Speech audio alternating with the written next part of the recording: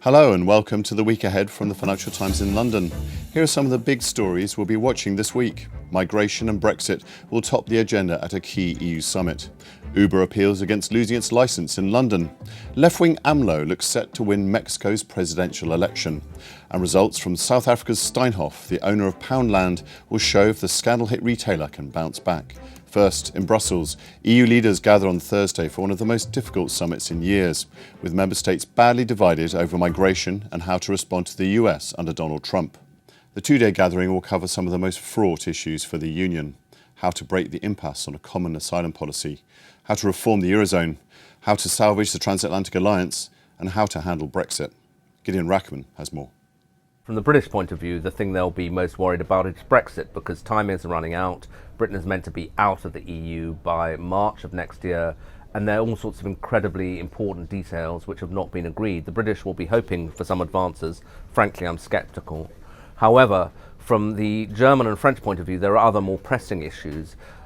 Migration is number one. The government of Angela Merkel in Germany is actually under threat because its coalition partners want a much tougher migration regime. Merkel is pleading for time and saying maybe she can get a pan-European deal at this council, so that will be really important, whether she can do that.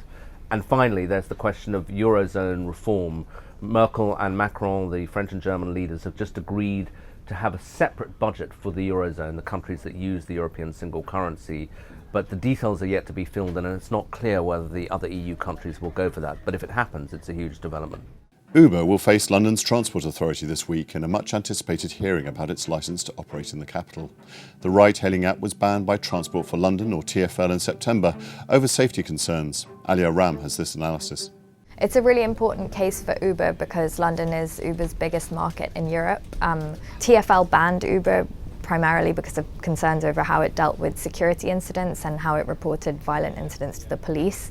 And since the start of the year, Uber's made a series of changes intended to appease TfL. So they've invested millions of pounds in call centre staff, so drivers and riders can call if they have a question or a concern. They've said they'll start reporting violent incidents to the police. They've also capped the number of hours that drivers can work before they have to take a break, which is a response to concerns about tired drivers on the road.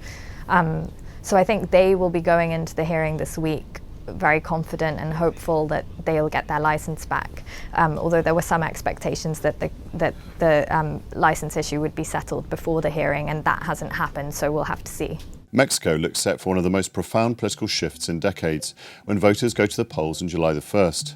Andrés Manuel López Obrador, a leftist nationalist, is more than 20 points clear of his rivals and is predicted to win a landslide with his Morena party, dealing a major blow to the ruling Institutional Revolutionary Party. Vamos a hacer historia, vamos a transformar al país. Han habido tres transformaciones en la historia del país y vamos nosotros a llevar a cabo la cuarta transformación. Vamos a hacerlo para sacar a nuestro querido México del atraso. AMLO, as the 64-year-old is widely known, is vowing to eradicate corruption and to revive Mexico's poor south. He has pledged also to pause the energy reform that opened Mexico's oil sector to private investment.